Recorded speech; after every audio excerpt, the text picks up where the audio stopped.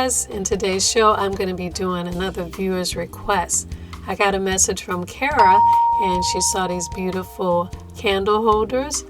I couldn't find a website where it was listed, so I wasn't sure if it was made out of wood or bronze or ceramics or stone, but they look very ancient to me.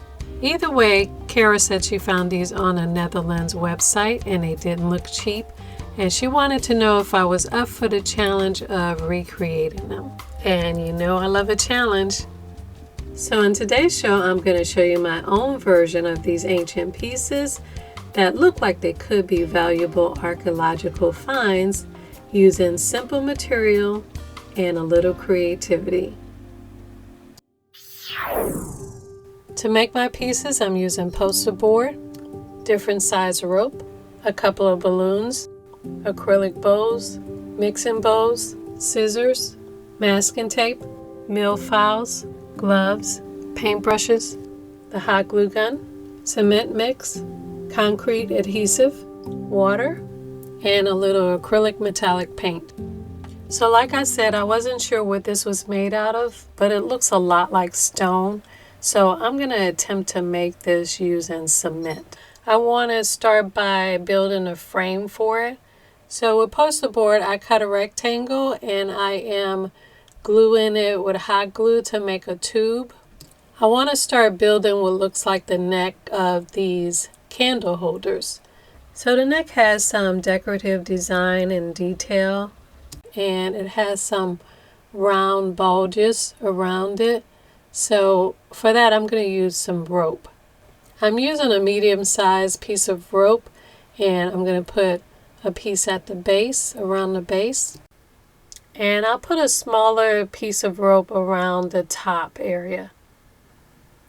Now to add some of those details, like on the inspiration piece, I'm going to cut some small pieces of rope and make little oval shapes in between the two sections.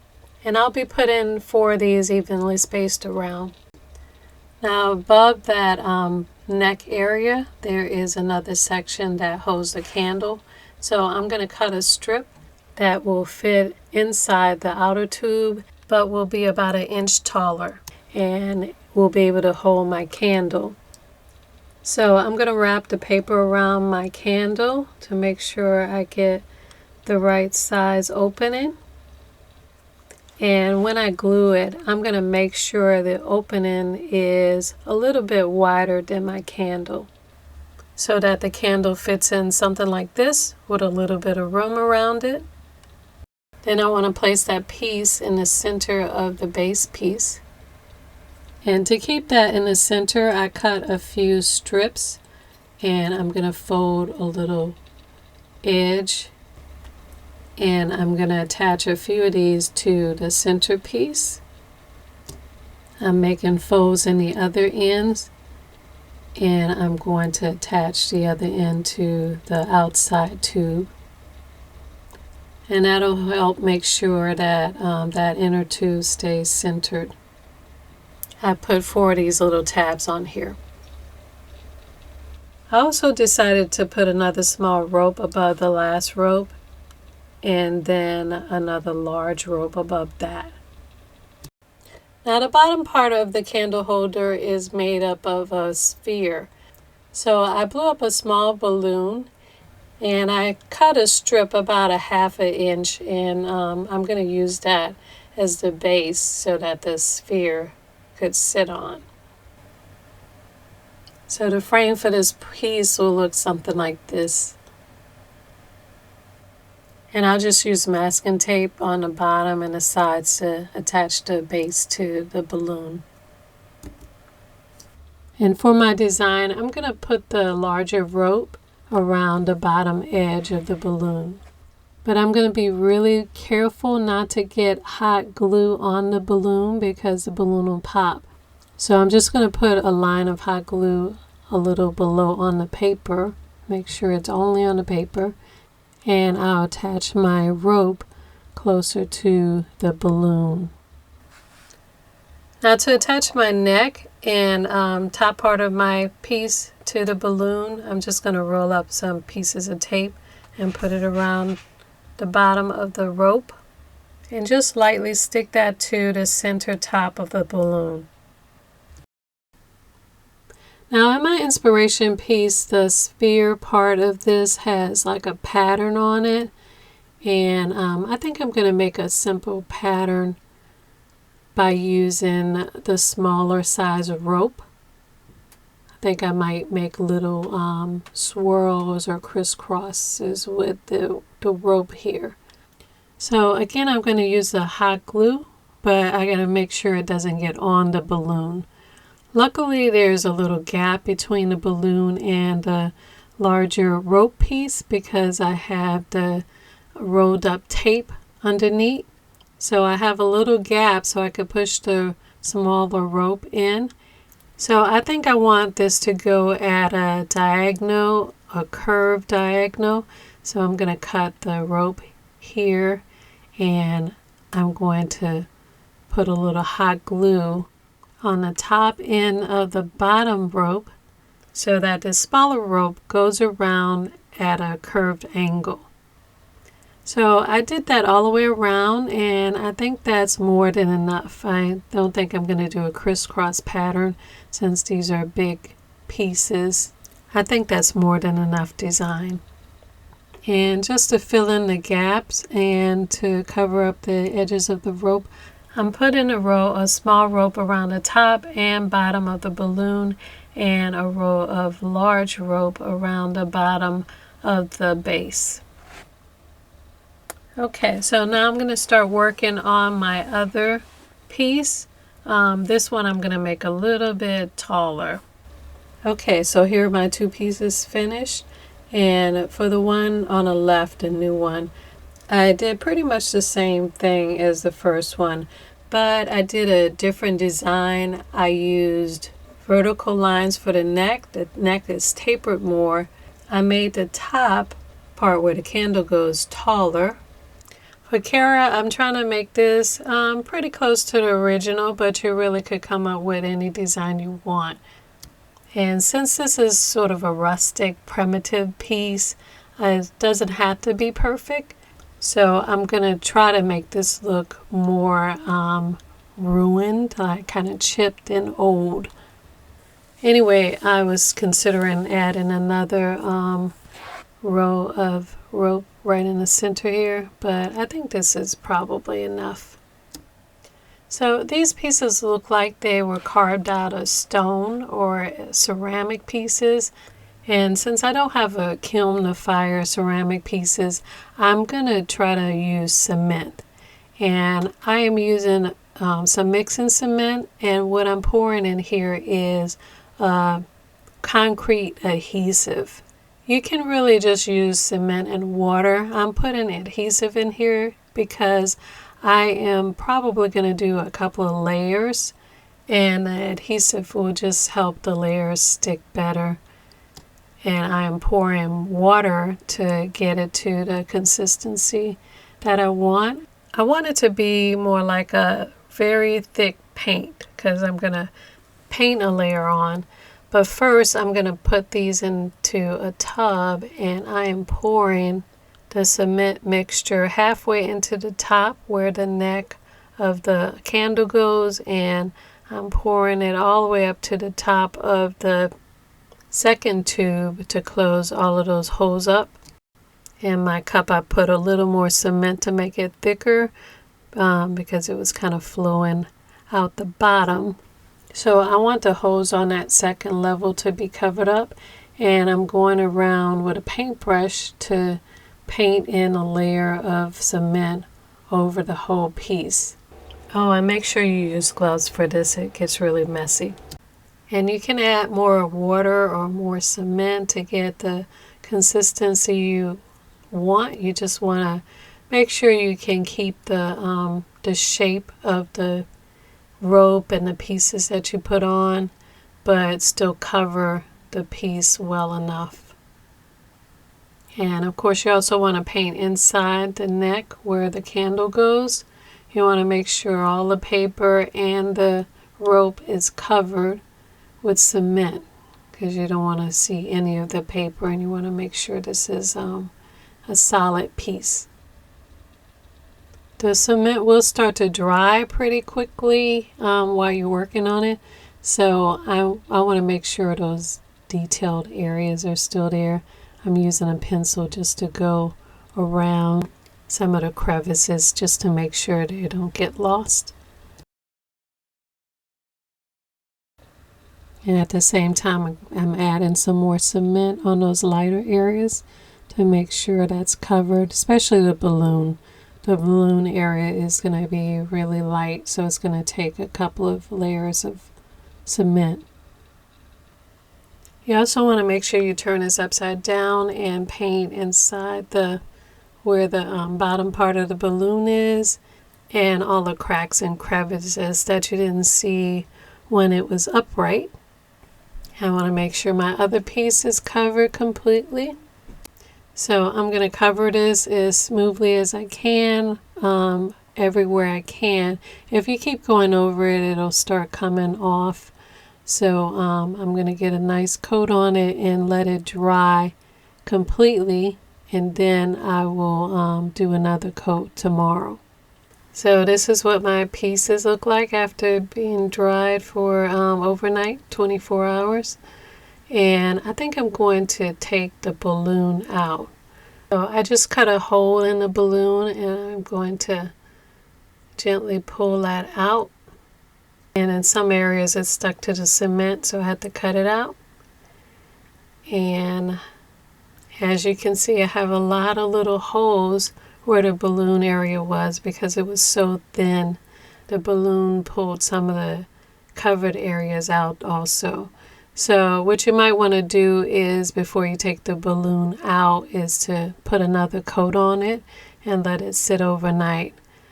But I think what I'm going to do instead is take advantage of this and actually cut those shapes out. Since it's so thin in those areas, I can just kind of carve those shapes out so that I have an open piece. I have a design that's open curled swirls, and I could just use the scissors and a little file to carve some openings into this piece. Now this piece is still going to need another coat of cement on the inside. I can see the rope showing through. So I'm going to go over and paint, starting with the inside of the piece, and any areas on the outside that I need to. I'm going to put another coat on. And as you can see on the other piece, I opened up the inside balloon area, and I'm going to coat that really well, the pieces that I left, to make sure that that area is thick enough. But I wanted this to look like a broken pot or something in ruins, so I'm going to paint the inside and the outside with more cement to smooth that out. But like I said, if you don't want it to be open like this, you can just do another coat without taking the balloon out, or you could take the balloon out and just fill in the holes. Okay, so while I let those two pieces dry, there's also a big pot in this photo, and I'm not going to make a big pot, but I am going to attempt to make a pot. So what I'm doing is I'm mixing the cement with, I'm also adding a little sand, a little play sand in here, just to give it a little texture and color. But I'm mixing cement, water, and some sand. As a mold for my pots, I am using a couple of plastic bowls. Now, I did spray this bowl with some cooking spray, just so that it won't stick. It probably won't stick. I don't think you have to do this, but just to make it easier to take out when it's dry. But I am going to pour this mixture into the bowl about a third of the way up. And then I'm taking another bowl, the same bowl. I sprayed the bottom part of this bowl, and I am going to push that bowl down almost to the bottom. just so that there's a layer of cement at the bottom. And I'll use duct tape to tape the two bowls to hold that bowl down in place. And you want to tape it so that the bowl is right in the center and there's an equal amount of space all the way around. Okay, so I let all of these pieces completely dry overnight. And I'm going to take the tape off and lift the bowl up. And it comes out very easy. And now I have my solid cement pot that looks like a ceramic pot. Of course, you can make some bigger pots like this to go in your garden. You can use those large plastic pots with the designs on them and stack them, and you can have a real heavy ceramic pot using cement. Anyway, I could see that the oil left little bubbles in this piece in the inside. So you probably won't need to use oil. The cement is probably not going to stick to the plastic, but this was my first time doing this and I wanted to make sure my piece would come out easily. So to clean these pieces up, I am using a mill file. This is a file for metal or wood or concrete, and I'm just going to round out the edges on this pot and just get it nice and smooth and even on the top and the bottom. I also use a file on my other pieces. This is a smaller tapered file I can use to get into the smaller cracks. And I'll just go around the whole piece and smooth it out where it's needed. So I smoothed out all my pieces and I wiped them off. And now I'm going to give it a little bit of character, a little bit of color with some of my metallic paint. First I'm going to start with black, and I'm going to use this to just sort of give it some contrast. I'm going to start by painting the bowl, and I'm just going to wash on using mostly water, some black, kind of dirty it up, have some black in the cracks. So I'm going to put this around the bottom side of the bowl, around the edges, and then I'm going to turn it over and do a little wash on the outside around the center. And I'm using a lot of water. This is sort of watered down wash over the piece to add a little bit of contrast, a little bit of character. And I'm also going to wash on a little bit of bronze, just so it looks like maybe this was a bronze bowl or it had some color in it. Even though this is a wash, the bronze or the metallic color will give it a little bit of sparkle and make it look like there's a little metal in it maybe. And I think that's looking good. This is what I have, and it's starting to feel a little more like that inspiration piece. I also think I want to add a little more water and paint and drip on some color to make it look more like a glazed pot on the inside and the outside. And for the candle holders, I want to start by going into the crevices and painting the black, the dark areas around, just to define and contrast those creases to make it look more aged. And then I'll go and brush on some of that bronze in some areas. And when the paint is dry, this is what it looks like. Since it's a wash, it comes out really light with some see-through touches of that bronze. And what I'm going to do is I'm going to go around it and use the file to just like kind of scrape off color to make it look aged. Like maybe there was paint there, maybe not. Maybe it was bronze or copper and it's all corroded now. Anyway, I'm going to go around and make all the pieces look ancient.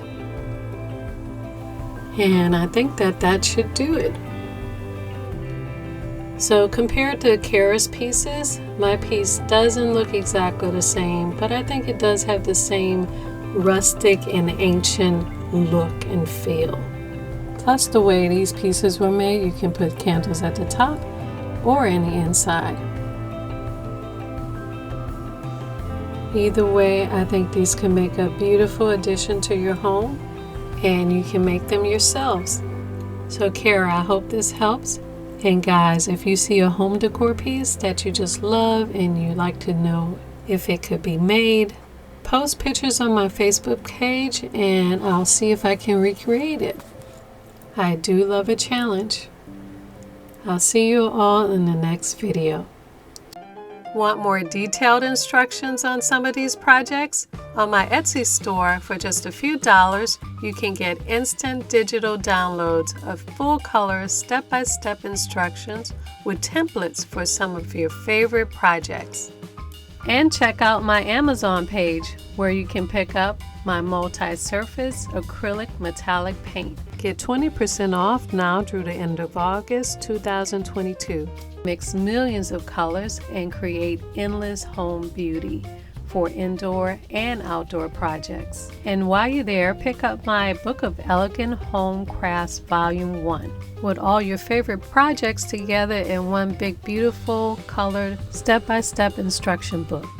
You can now get separate e-project booklets, and also full-color printed project booklets will be available on Amazon. On my Amazon page, you'll see all my favorite crafting tools and supplies used on this show, and you can add them all to your cart for the one-click, fast and easy shopping and delivery convenience of Amazon.